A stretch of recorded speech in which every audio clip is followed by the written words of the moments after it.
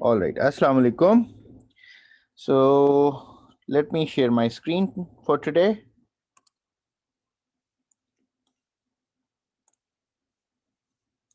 All right, so in the previous lecture, we talked about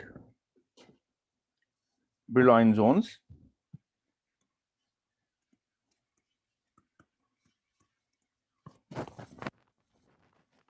The Brillouin zones are regions inside the reciprocal space which form the stage for all the action. They it's a unit cell, a Brillouin zone. The first Brillouin zone is a primitive unit cell in the reciprocal space. That's how we define a Brillouin zone. And it's sufficient to identify the dispersion relationships inside the first Brillouin zone. And there is a sense of arbitrariness in how we define K. Points outside the Brillouin zone can be brought back into the first Brillouin zone by translations through a reciprocal lattice vector. And the Brillouin zones emerge from the bare lattice. The lattice has certain geometrical properties, it has certain symmetry properties, and just looking at the lattice without putting in atoms into the crystal structure, we can construct the Brillouin zone. So the Brillouin zone has a geometry of its own.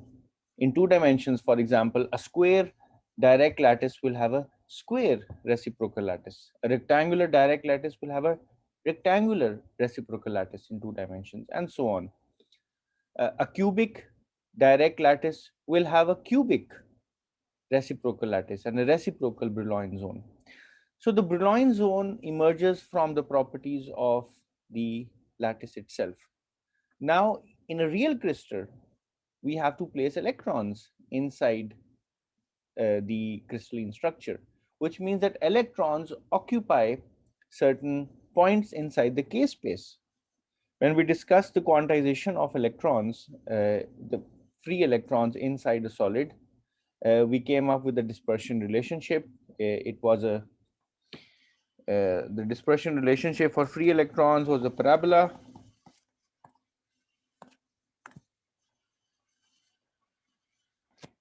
And in fact, points are discretized in the K space, but they are so close together that almost a continuous parabolic curve is observed. These points in K space are occupied by electrons. So on each of these points, you can place 2 electrons. So a pair of electrons can go at each K point. And we can identify the quantum mechanical state of an electron by identifying its K and by identifying its spin up or spin down. So this is how we identify electrons. The electrons have a certain value of K and they have a certain spin. So the quantum state of an electron could be defined for free electrons in terms of this K vector, which is analogous to the momentum and the spin. So electrons really have to be put onto the K space, which means that they have to be put onto the Brillouin space somehow. And the electrons have certain properties. For example, they must obey the Pauli exclusion principle, which means that not more than 2 electrons can go on to a K point. So if their orbital quantum number K, which is identified by K, if 2 electrons have the same value of K, their spin quantum numbers have to be different. So they have to obey the Pauli exclusion principle. And by the way, we are talking about non-interacting electrons so far. So now what we're going to do today in today's lecture is we're going to fill up the K space and the Brillouin zones with electrons. And this will lead us to the definition of surfaces. So lecture number 18, that is today, we will deal with Fermi surfaces. So the Fermi surfaces are a result of putting electrons onto the Brillouin zones.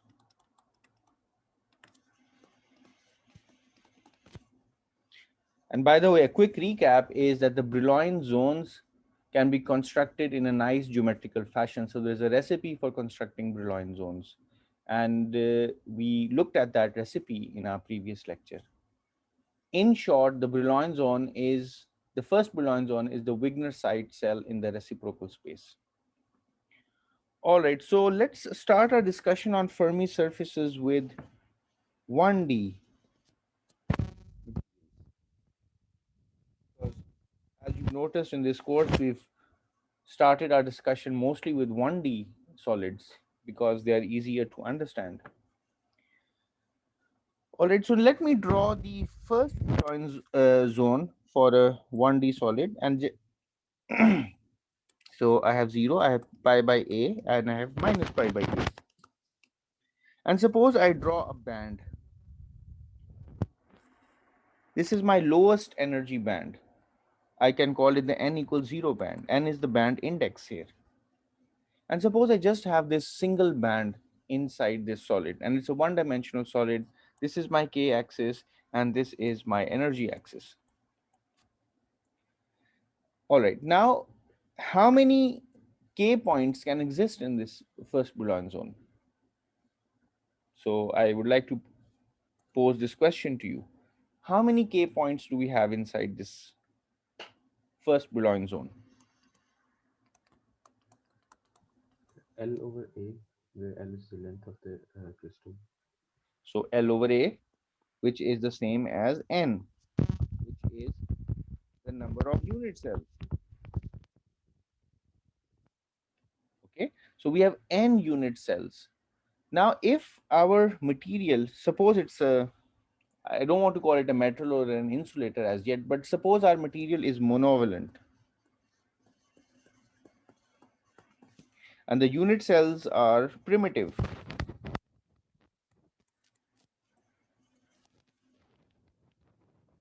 Now, this means that each unit cell will comprise one point, and one point means one atom, and one atom means one electron because the valency is one. So I have n electrons. I have n electrons to be filled in n k points. So what's going to happen is that all of these n electrons, will they go up into all of the n points inside this first Brillouin zone?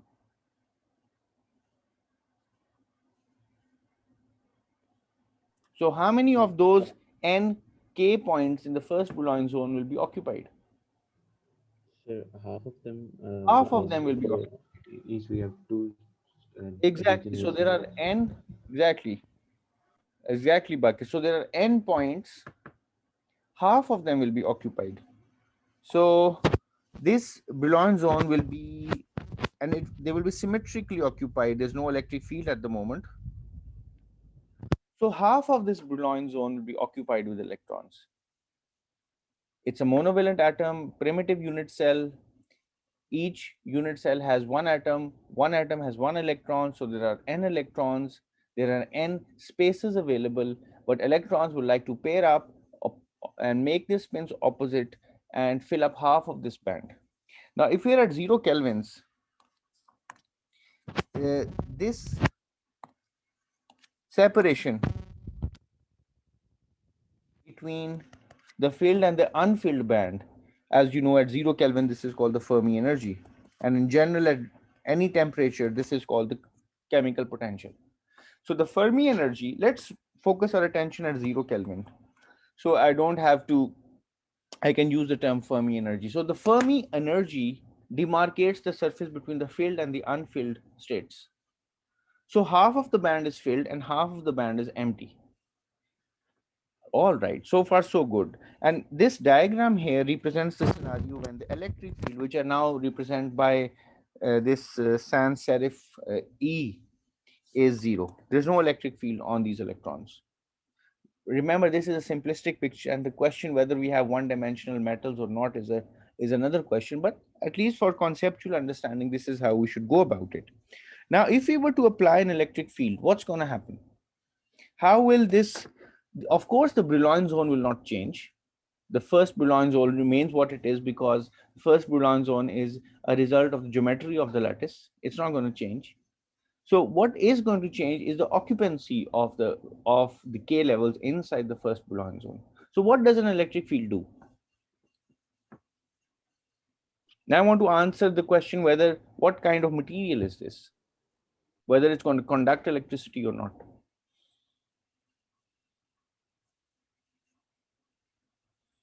So just forget about bands and all. If I apply an electric field to electrons, what's going to happen? It will accelerate the electrons and their Elect- momentum would increase. and their momentum will increase. So their K values are going to go up or down. So K has directionality embedded into it. So the electric field is a vector, the electrons will accelerate in a certain direction. So the speed will go up and they will start moving in a certain direction. Now, if you look at this band structure here, in purple, I'm drawing the vacant region of the first Brillouin zone. And in orange, I've drawn the filled region of the first Brillouin zone. So what's going to happen is that electrons that are near the chemical potential, they, if they see an electric field, they will see vacant states nearby. They will see vacant K points nearby. And so they will try to accelerate, they will speed up, and they will move into the vacant states, which means that their energy will also go up. So, so this entire filling scenario will slightly change.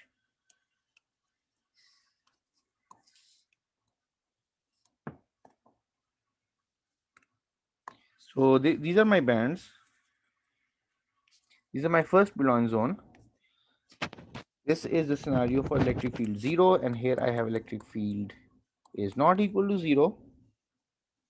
And if I use my orange shader to represent the filled energy levels inside the first Brillouin zone, what's going to happen is, now on the left for electric field 0, the the the Fermi surface is here, and the filled band is symmetrically disposed about the k equals 0 point. However, now if an electric field is superimposed, the filled band is going to displace and it's going to be asymmetric with respect to the k equals 0 point. So there will be certain points that will now be preferentially populated. This is still my Fermi energy. Now, if you look at here, there are more points, more k points with a positive k that are being occupied, and there are fewer points here with a negative k, which means that this entire sea of electrons is now going to differentially move in a certain direction. This is called the drift velocity. And it is only possible because these electrons are these electrons are filled up to a certain band, and there are vacant states that lie nearby. So the partially filled band allows this material to conduct electricity. And this is called a metal. So this is an example of a one-dimensional metal. Okay. Uh, so a metal is really represented by a partially filled band.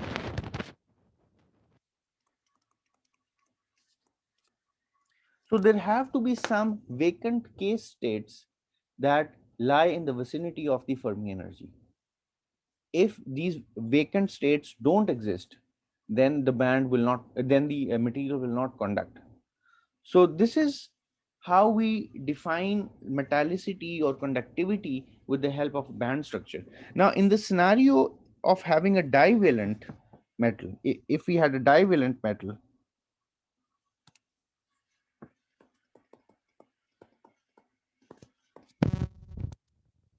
we had exactly the same kind of band structure, pi by a, the zone boundary, and the other zone boundary minus pi by a. Then if we have n unit cells, we have 2n electrons, and those 2n electrons will fill up the n k points inside the first Boulogne zone. So this band will be completely occupied.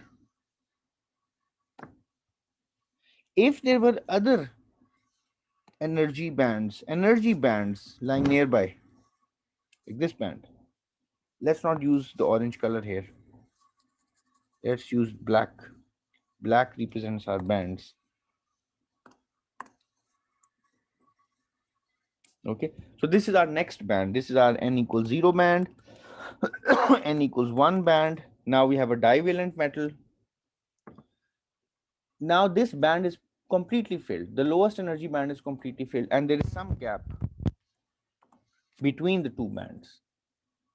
Now, even if we were to apply an electric field, if that electric field were not strong enough, these electrons will not be able to promote their K values because there are no vacant states lying nearby. So at the edges of the Fermi energy, now the chemical potential is, by the way, in the middle of this gap. At the edges of the band, the top edge here of the band, this lower band is generally called the valence band. The top band is generally called the conduction band, which is completely empty at the moment, and we are at 0 Kelvin as well. There are no vacant states lying above the conduction band unless you cross a certain barrier called the band gap. And the electric field is strong enough that it can strip off the electrons and promote them to the conduction band, or photons strike with the proper energy and so on. But with the help of a modest electric field, there are no vacant states lying nearby, and so this material will form an insulator. And since this insulation is coming out because of the properties of the band structure, it is called a band insulator. Okay. So, these divalent one-dimensional metals, they are almost always band insulator, band insulators. By the way, if we look at this example here, and if there are certain materials one dimensional in which the interactions between the electrons are so strong that even if we have n atoms and n electrons, instead of going into n by 2, instead of filling up half of the volume of the first Boulogne zone, all the electrons really go into different k values. So such materials, by the way, are really promising for other reasons, and they're called Mott insulators. Generally, it is remarked that Mott insulators represent a traffic jam of electrons, in which the electrons, even though they can easily occupy half of the Boulogne zone, they tend to spread out in all the K points that are available in the first Boulogne zone. And if this happens, then the material, of course, becomes an insulator because now we have a completely filled band. All right, so another possibility that I would just like to highlight. So the things get really interesting if we start playing with the bands, and then we have a finite number of electrons determined by the size of the sample, and those electrons are now fed and populated and dispersed and spread out into the bands. And where the Fermi energy level lies, whether it lies inside a band or in a band gap, that determines whether the material is going to be conducting or non-conducting. And when we start looking at materials, especially electrons, the first property that we generally look at is conductivity, electrical conductivity. So we find out the electrical conductivity of materials. In the presence of an electric field, what is the current? That is how we define conductivity. Sometimes we turn on a magnetic field as well. So as you know that we get Landau quantization, then we look at how the conductivity changes with magnetic field as well. So conductivity is generally the first property that we look at for condensed matter systems when we're dealing with electrons. Thermal properties are the first kind of properties, especially heat capacities, that we start looking at when we deal with phonons and so on. So Let me give you another scenario for a one-dimensional solid.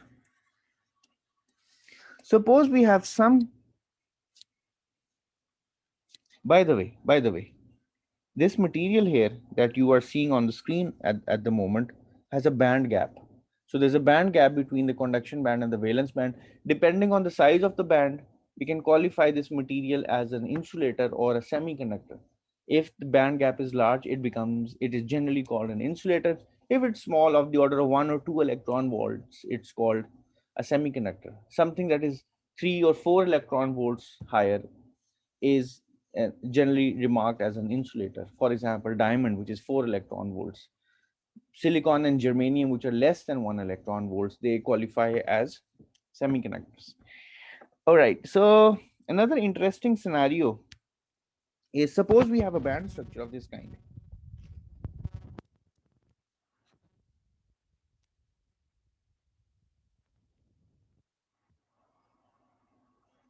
All right, so this is my lowest band, n equals 0 band. This is my n equals 1 band.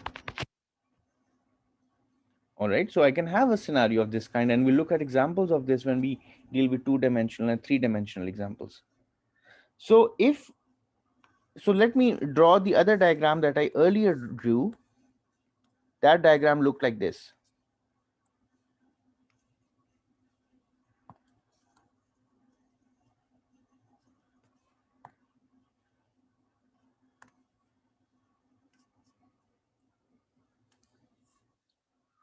Excuse me, I want to draw it properly.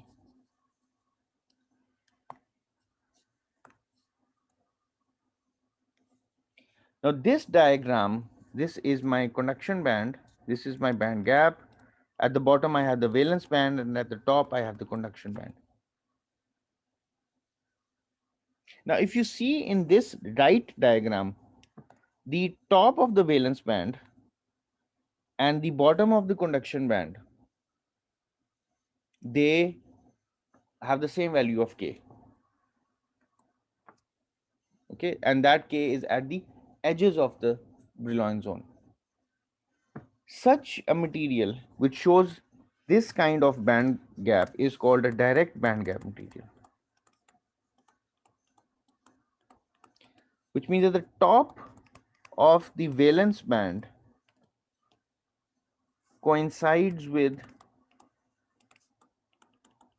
the bottom of the conduction band, that is at the same K.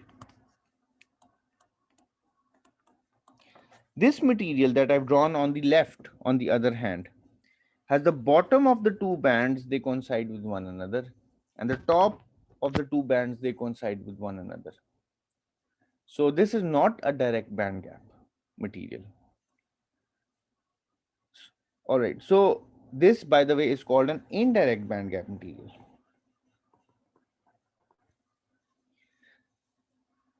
Anyway, we can define a certain chemical potential.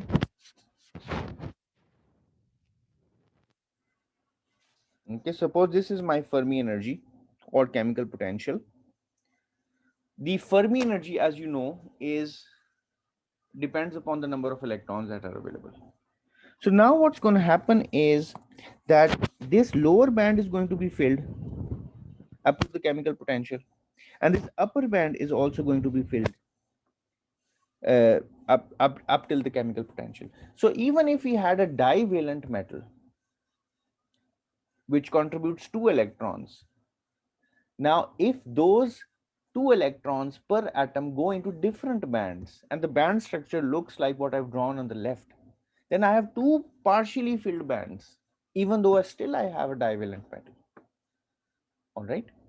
So even for divalent metals in which these bands overlap, if the bands overlap as they do in this case, I get two partially filled bands.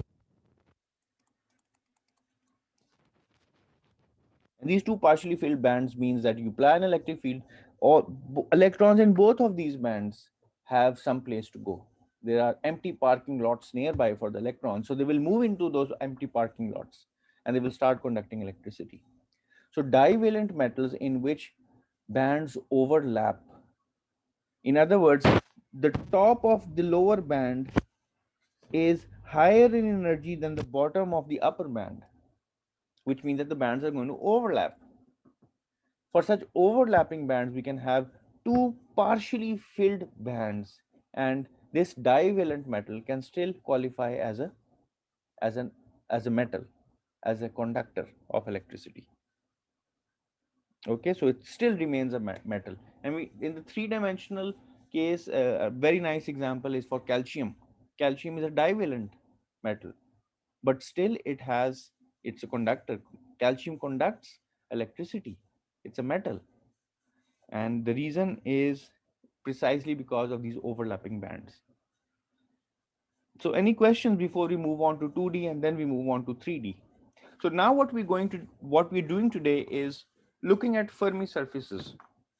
These diagrams that I've drawn, the Fermi surface, by the way, here are this level of the chemical potential is called the Fermi surface.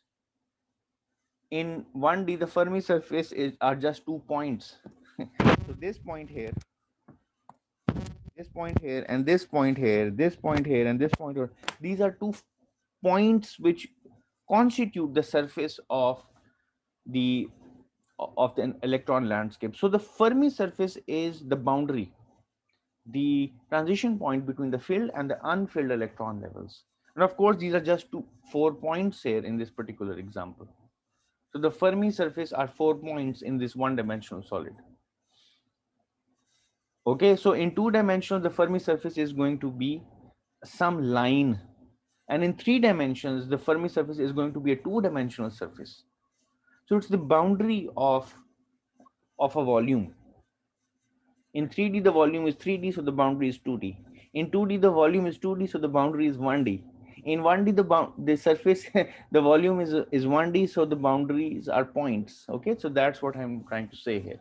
But you can call these points Fermi surfaces in general.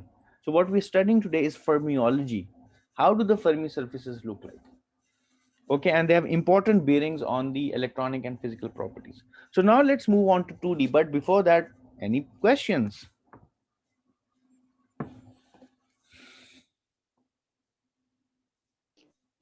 Sir, do any of the properties of the electrons change when they are moved to the conduction band, and are they still acting like nearly free electrons?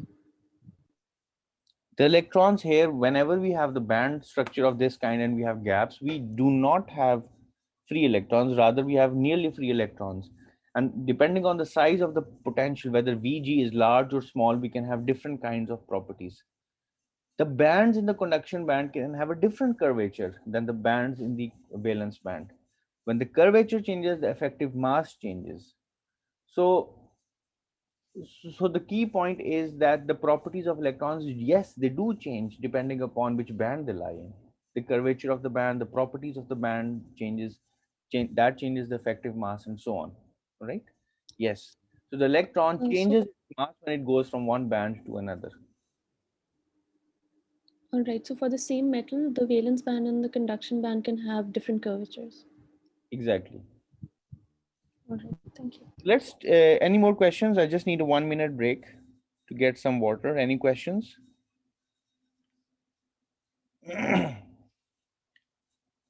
All right, so just give me a second. I just will just pause the recording for a minute. All right, so let's get started again. Now we're going to shift our attention. By the way, any questions? We're now going to shift our attention to 2D materials, two-dimensional materials. We're going to look at Fermi surfaces in 2Ds. Suppose we have a square lattice in direct space. In reciprocal space, we'll also have a square reciprocal lattice. Now, suppose primitive lattice, this is A, this will be 2 pi over A. These are our zone boundaries on the right.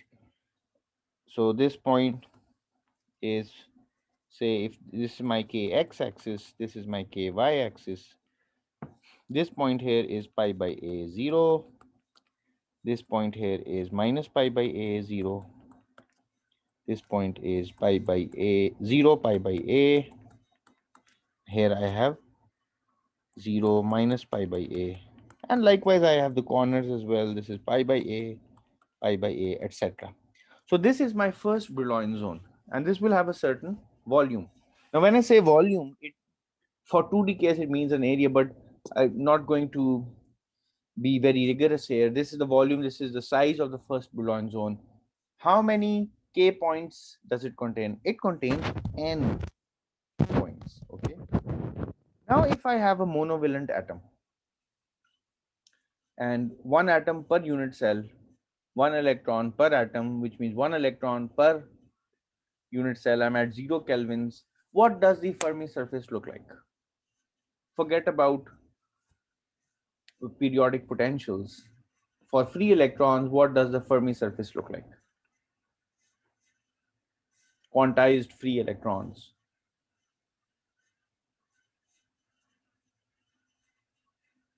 In 2D and 3D. So I pose this question to my friends here, sitting Sir, virtually next to me. G, for free electrons, time free electrons. Sir 2D में circle होता है इन के space and 3D में sphere बिल्कुल ठीक है. So what will be the size of this circle? The volume of the circle in 2D. Monovalent atom. Sir the area in the real space divided by I think area per unit cell. Yeah, volume if we are going to So when we talk when we about that. want to when we want to assign K points to these N electrons, right? They will go into the first Brillouin zone. Okay, so now you said that you want to draw a circle, right? यही कहा था ना आपने? Yes, sir. तो ये circle का क्या radius होगा, कितना साइज का सर्कल होगा? मैंने इसके अंदर वो बनाना चाह रहा हूँ, इलेक्ट्रॉन्स कहाँ कहाँ कौन कौन सी के वैल्यूज पे जा रहे हैं. So I draw a circle. What should be the size and the origin of that circle? Sir, origin will obviously 0 0 or uh, ठीक है, और sir, size? uh, radius pi over a or pi over a. देखो इस पूरे the whole volume of this Brillouin zone is n k points. So yes half sir. of them will be occupied. Oh yeah, yes sir, yes sir. Half of them will be occupied because there are n electrons and electrons pair up. So two electrons go on to each k point. So you have to draw a circle So pi over 2 a whose yeah. volume or area for the 2D is half of the volume of the Brillouin zone, right? Yes sir, yes. So this is what your Fermi surface looks like. It looks like a nice circle, nice round. It has rotundity. It's like a round circle. Okay, so this is the Fermi surface for free electrons. All right. And this red region, which is the region of the occupied electrons, is half the area of this Brillouin zone. So the occupied volume is half of the volume of the first Brillouin zone. Okay, does everyone get this? Can I ask people if they get this? Umama, do you get this? समझ आई है बात?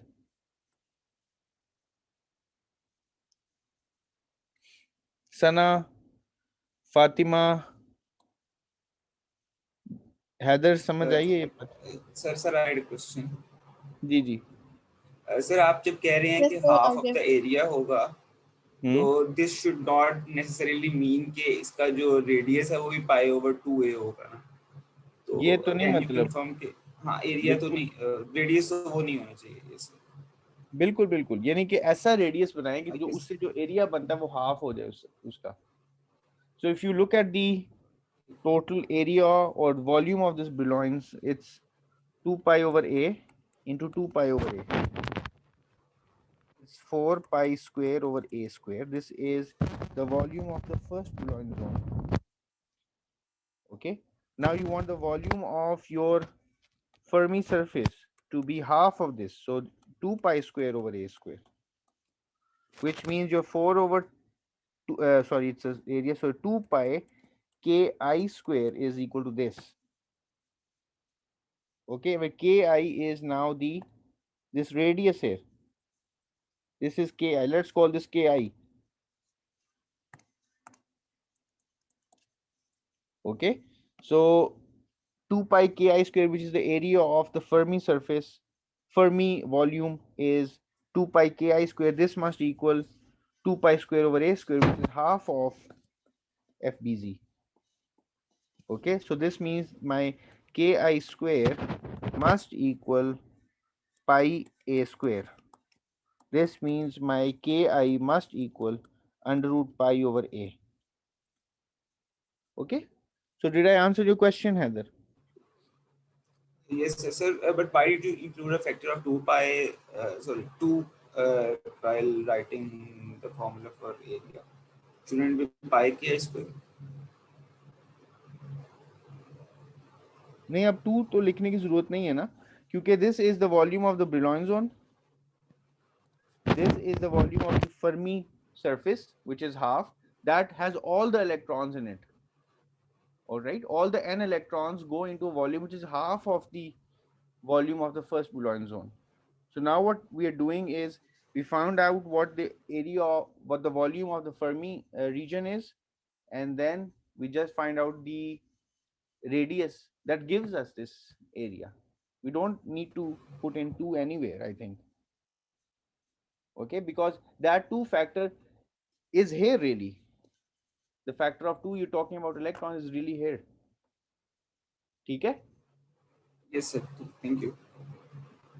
तो ये बात सबको समझ आ जानी चाहिए. Now, if you look at this diagram here, this is a nice pristine round curve.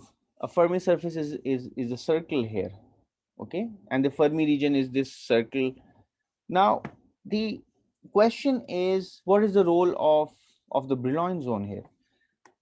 Now, the point is that we are so far off from the zone boundaries. Even the Fermi surface, which is the highest energy electron inside the first Brillouin zone, it's so far off from the zone boundary that no deviation or no distortion in the Fermi surface occurs. Now, if you recall from our one-dimensional examples,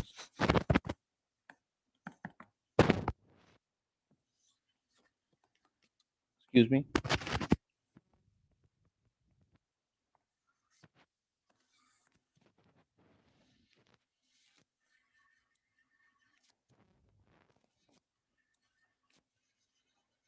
So here these bands occur, these band gaps occur, and near the zone boundaries, the energy goes down when the energy is below the edge of the band, and it goes up on the other side.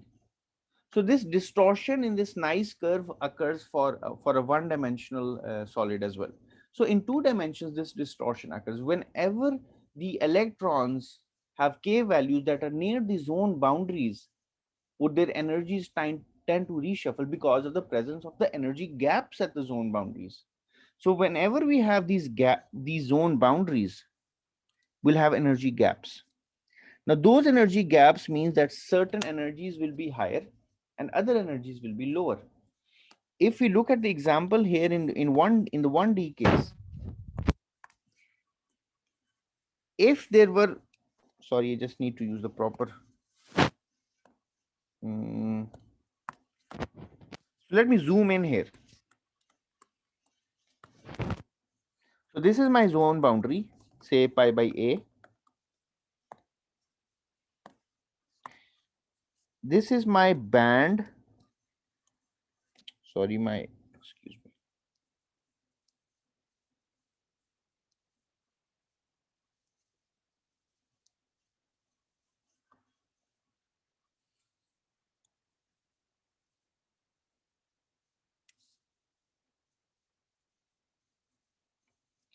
If I just had free electrons, this curve would keep on going up like in the dash on like the dotted curve, just like a parabola. But now below the zone boundary here, for k slightly less than pi by a, the energies are shifted downwards, they cusp downwards, and for k greater than pi by a, they cusp upwards, leading to a gap which we know is proportional to the strength of the potential. We saw that from the perturbation theory. All right, which means that there are more states available now that are lower in energy below the zone boundary. And on the other side of the zone boundary, electrons tend to be higher in energy. But electrons always would like to go into the lower energy states. And if those states are available, they would do so. In one dimensions, if you fill the bands right up to the zone boundary, no nearby states are available. However, if you look at the drawing that I've drawn over here, the white region represents empty states. The red region represents filled states. So now what I could do, if I would like to make the size of this Fermi region larger and larger and larger, you get electrons that start approaching the zone boundaries. And when you approach the zone boundaries, distortion in the Fermi surface occurs.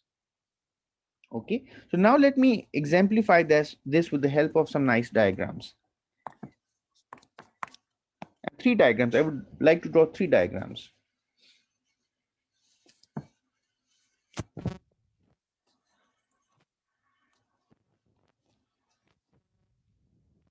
Monovalent atoms, still I'm considering monovalent atoms.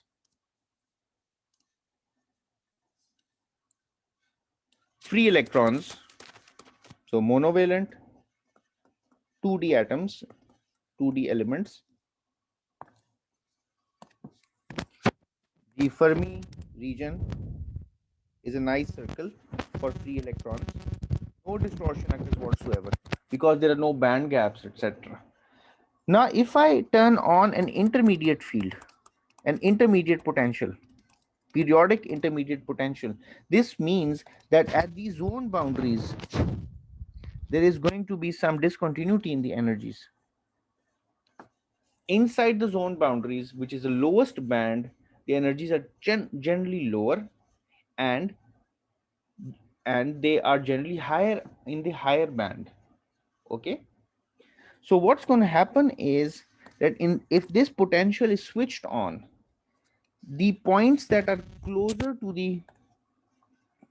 these points that are closer to the zone boundaries,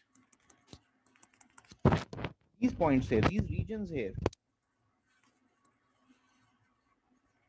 they get distorted. And when this periodic potential is applied, these regions, this spherical surface gets transformed, and the new shape that is formed looks like the following. And then I'll explain why this shape makes sense.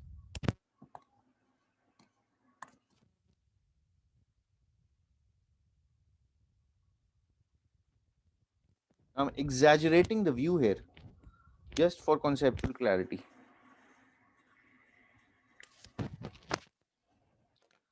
So in the center of the first Brillouin zone, points are closer to the zone boundaries. Okay, so they like to shift inwards, and more of the more of the region here likes to get occupied. So let me look at the other extreme. By the way, let's look at the other extreme, the strong extreme, and then we'll see how things change. In the strong periodic potential extreme, this is what the Fermi surface is going to look like.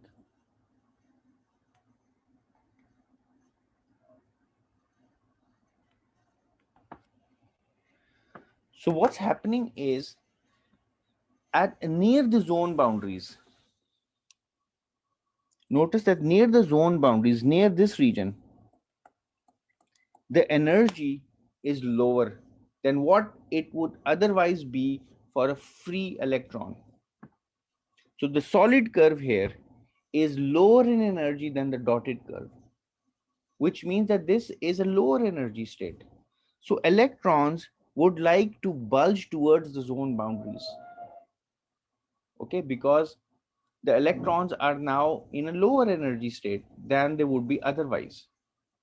So the implication of a strong periodic potential is that this nice circular Fermi sphere transforms into a, I may call, a star-shaped Fermi surface. Okay. And if the periodic potential is of intermediate strength, this is the kind of structure that emerges for the Fermi surface. Okay, this is exactly the kind of distortion that we saw in the one-dimensional example. In the two-dimensional example, regions that are close to the zone boundaries, they are lower in energy than the free electron case. All right, and gaps appear at the zone boundaries. Okay. So more and more electrons would like to come near the zone boundaries. Now, this example can be really highlighted if we talk about divalent metals in 2D. By the way, switching on a periodic potential does not change the volume of the Fermi surface. The Fermi surface remains the same. So this volume here is the same as this volume. Only that the shape is distorted. It's the same as this volume here. Because the volume of this Fermi surface represents the number of electrons that are available. It's only that the shape changes in response to what's happening at the zone boundaries. Now, another example that can highlight this is for the divalent case. Now, in a divalent case, if I were to draw similar diagrams,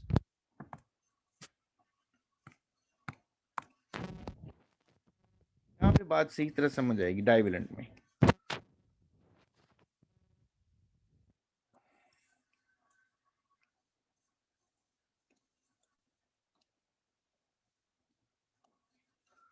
So I have n atoms, I have 2n electrons. Suppose I have a free electron case, no periodic potential applied whatsoever. What will be the Fermi surface look like? What will be the shape of the Fermi surface? Again, a circle, but Again, a with the circle. same volume as that of the Right. first Brillouin now. So will some of that Fermi surface go outside the first Brillouin zone? Yes, sir. Yes. So now we would like to draw a circle. Some of it will obviously go out of this first Brillouin zone.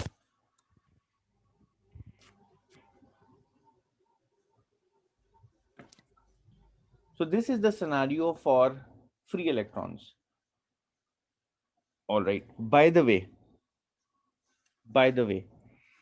you know that this region, which I'm drawing as shaded red region, is now in the second Brillouin zone. Okay. Now I can use the reduced zone scheme to bring these objects back into the first Brillouin zone. So let's call this 1, 2, 3, and 4. If I were to translate region 1 by a reciprocal lattice translation vector, region 1 will come back here.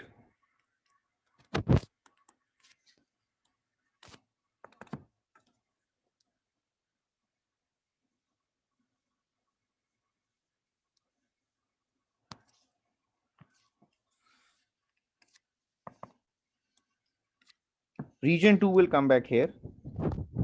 Region 3 will come back here. And region 4 will come back here. So this is the reduced zone scheme. By the way, this scenario here in 2 dimensions exactly resembles the overlapping band scenario that we've drawn here. So the resemblance with this is clear. Okay. Now we have a 2D metal which is divalent free electrons, the Fermi surface protrudes and bulges out into the second Brillouin zone as well. Okay, and we can qualify those red shaded regions as the second band, as we have called this the second band in the one-dimensional case here, right? So this is our second band here. So this shows us that the concept of overlapping bands carries over into two dimensions as well. Now, if I would like to turn on an intermediate potential,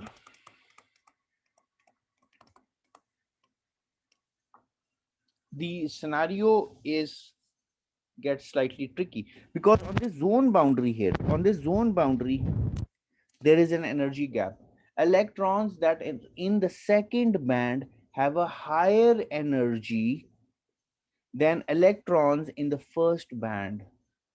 So electrons in the first band, which are here, they have a lower energy, and their energy is even kicked downwards because of the energy gap. The energy of the second band electrons is kicked upwards. So those electrons whose energy has been kicked upwards and they lie in the second band, they would like to, they're scrambling for lowering their energy. They're like scrambling for their breath. They would like to lower their energy. And if lower energy states are available in the lower band, they will tend to shift to those lower band states, provided that those band states are available. Now, if you look at the region, this region here, this region, here another region, here another region, here another. If you look at this region, these regions are vacant. So the electrons will tend to fall down and trickle down into these vacant states. So what's going to happen is that in the presence of an intermediate potential, this nice symmetric circular surface is going to get distorted. And what it's going to look like is the following.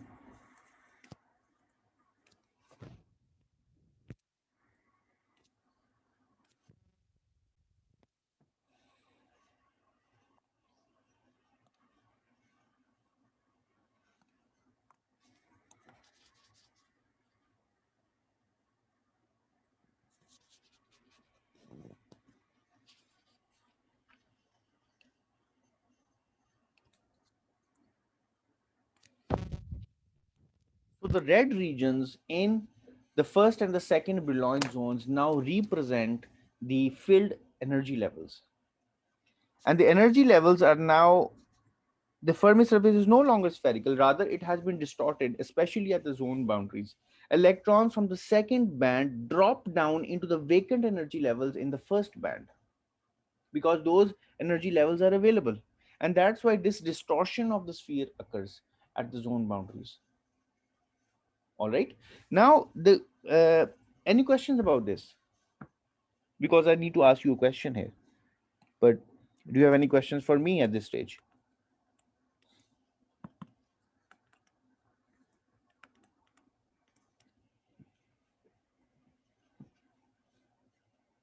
So that's why a divalent metal in two dimensions, naively, the first Brillouin zone will be completely filled because the number of states that are available is the same as the number of electrons. But that does not happen because in the presence of an intermediate periodic potential, there are always vacant states, which are also called holes, that are available, and electrons will tend to fall into those holes. And when they fall into those holes, the nice sphericity of the Fermi surface is going to change, and we're going to get a pattern that is a nice pretty pattern which I've drawn over here. Now my question is, what if the potential is really strong? What's going to happen if the potential is so large that the energy gap is extremely large and the energy of the electrons in the upper band is much higher than the energy of the electrons in the lower band? So what happens in the case of large band gaps for these divalent metals? So what will be the Fermi surface resemble? What will it look like?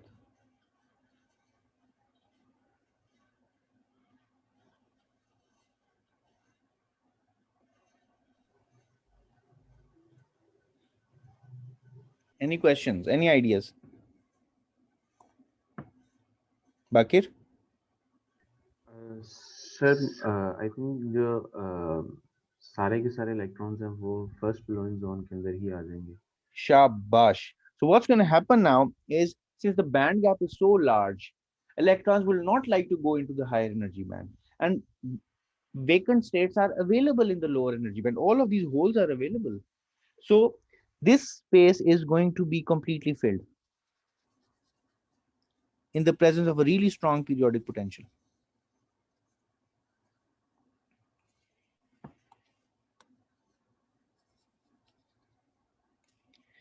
And we get a perfect insulator now.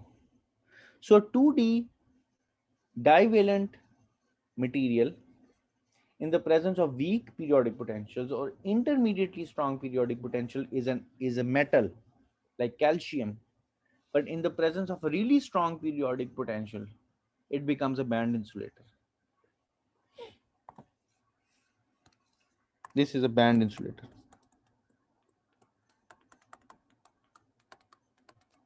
And the band gap lies at the zone boundaries. The band gaps, by the way, can be different at different values of K. So it can be different at the center of the zone.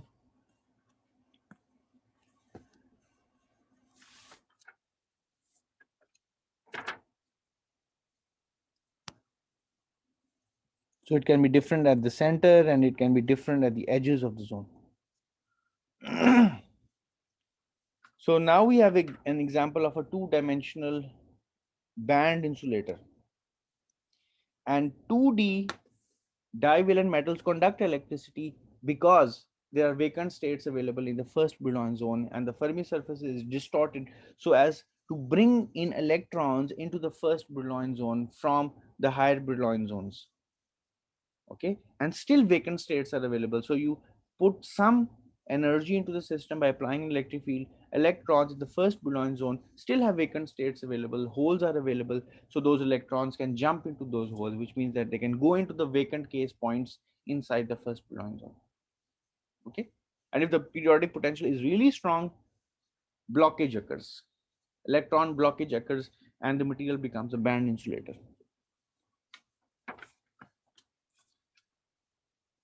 Now, some of the optical properties, in fact, can also be determined from these band pictures.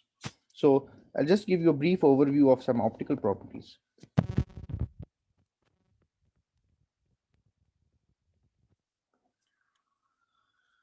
So if consider a direct band gap material, so this is my K and this is my E. I have a material of this kind. Okay, a band structure of this kind.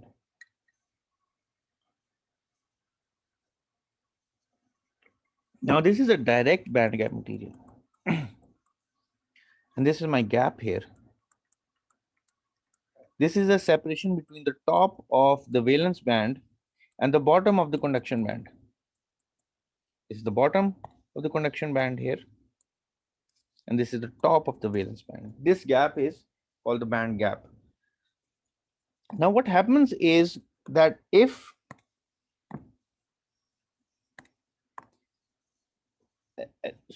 suppose I'm at 0 kelvins and this band is completely filled, no conduction can take place.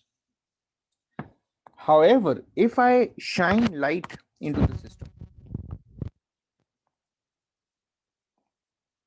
this light will have a certain frequency, omega, and it will carry a certain energy, E of the photon. If this E of the photon is bigger than the band gap, then the material can absorb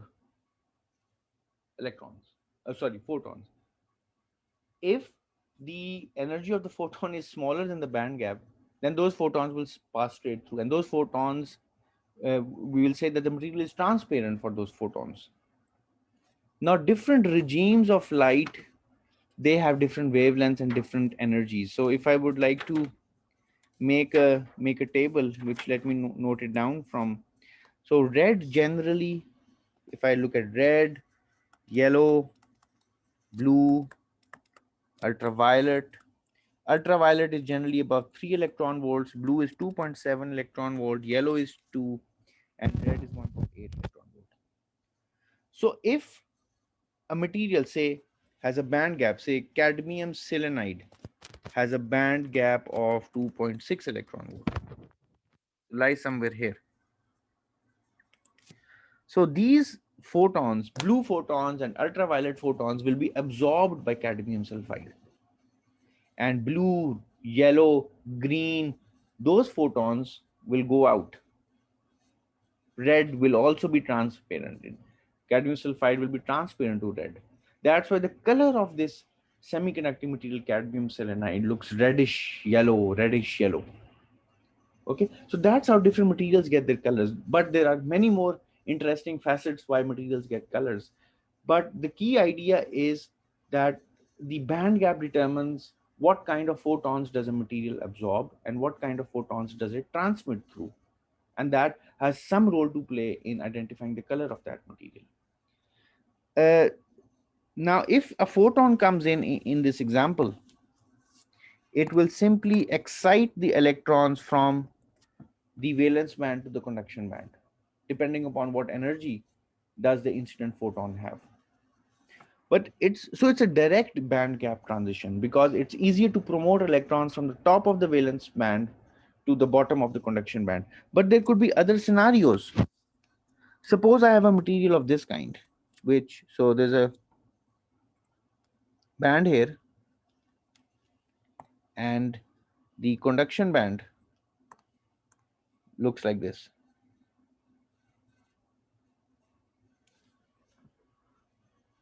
Of course, this is an indirect band gap material because the bottom of the conduction band and the top of the valence band, they are not at the same K values.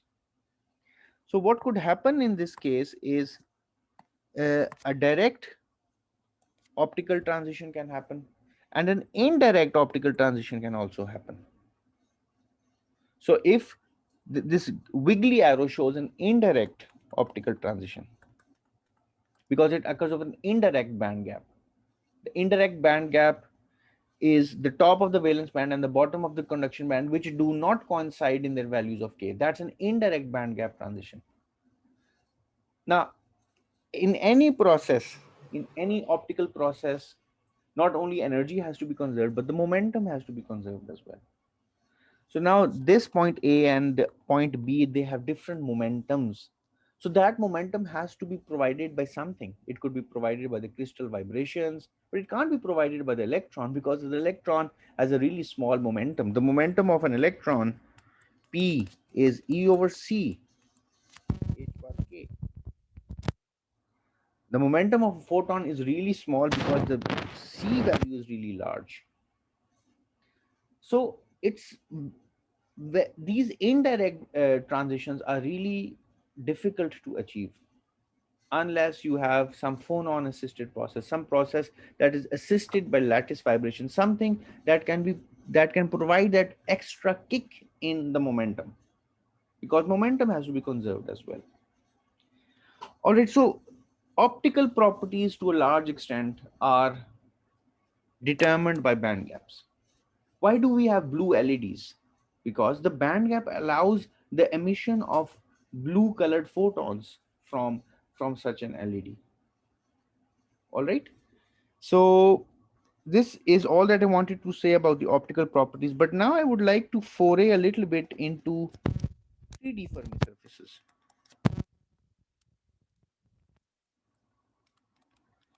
And for that purpose, I would like to point towards a website. So, and I'll explain what's happening to the surfaces on that website. So let me quickly share my screen in a different fashion.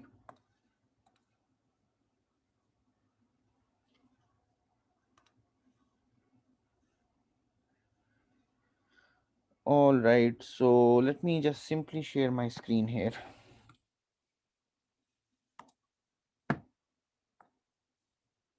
So this is a website. Can you see the screen? This Yes, sir. plethora of Fermi surfaces. Yes, All sir. right. Now, this is the periodic table of Fermi surfaces for 3D materials, 3D elements. On the left, you will see group 0, the alkali metals, lithium, sodium, potassium, rubidium, and cesium. Sodium and potassium especially is the simplest. It's a Fermi surface, nice spherical Fermi surface. It's not distorted. All the elements on the left in group 0, the alkali metals, they are monovalent. Potassium has a very weak periodic potential. So the electrons behave almost like free electrons, and the Fermi surface happens to be a nice spherical volume, which is half the volume of the first Boulogne zone. For sodium and lithium, if you observe, close to the edges of those points of the Fermi surface that are closer to the zone boundaries, near the centers of the zone boundaries, the Fermi surface gets distorted. The aspect ratio changes, and the star-like formation starts to occur. Okay. Copper. If you look at copper, silver, and gold, they are also monovalent, but these structures are quite distorted here. So if I just click on copper, let's zoom in into copper.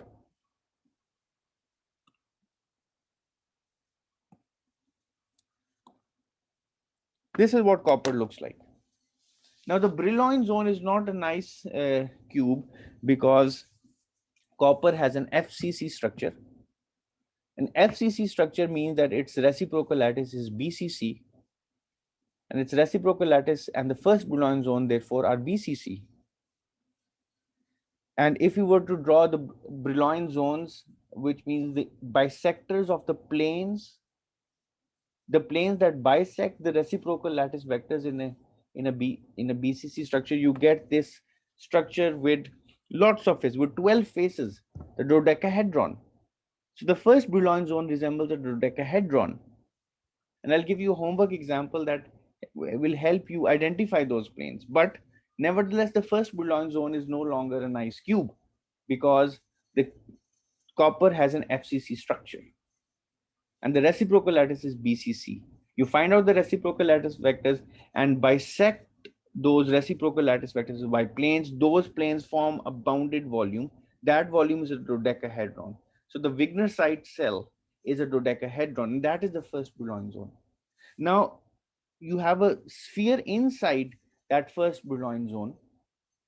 The volume of that sphere is going to be half of the size of the first Brillouin zone, because it's a monovalent atom.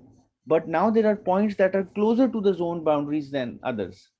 Those points will bulge out, and they will form these so-called neck-like structures on the three-dimensional Fermi surface. So the Fermi surface is no longer a sphere, rather it is this neck-like structure. And these structures are determined by first principle calculations. Now, if we look at another example, let's look at a 2D, a 3D divalent metal. Let's look at calcium, strontium, and barium.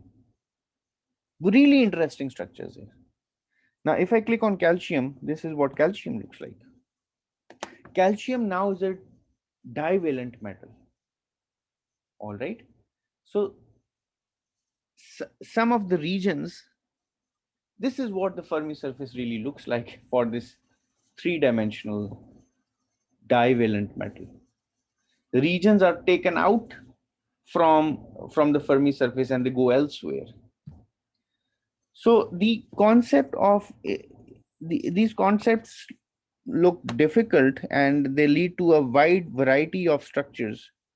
And if we include interactions, for example, in magnets, the situation becomes even more complex.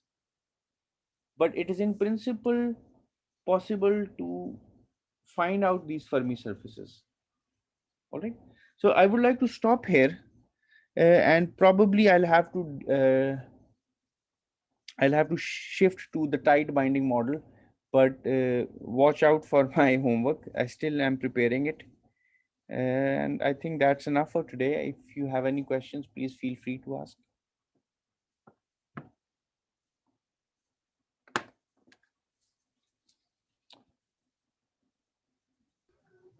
Sir, can you find out the work function of a metal using this band theory? The photoelectric effect is like if I shine a photon which is energetic enough to kick out an electron. Yes. So the Fermi energy gives you the work function. The Fermi energy is at a certain energy level with respect to vacuum. That difference is called the work function. Yes, it is possible to find out the work function of these metals using these Fermi surfaces. All right. So it also means that photo emission is K dependent. It depends upon the wave number. All right. So different K values will have different work functions. Work function is not like a constant throughout the metal. It depends upon which electron is being kicked out. No, it does not depend upon which electron. It really, because the work function is defined as being considered from the top of the valence band. All right. All right. Yes. So, but it depends upon the K value, what wavelength of the photon comes in. All right. Photo emission is K dependent, is momentum dependent. And that's, you can do a spectroscopy of photo emission by shining light of different wavelengths. This is called photo emission spectroscopy. And you can also do, in fact, angle resolved photo emission spectroscopy, which is called RPs, is one of the methods of determining these Fermi surfaces.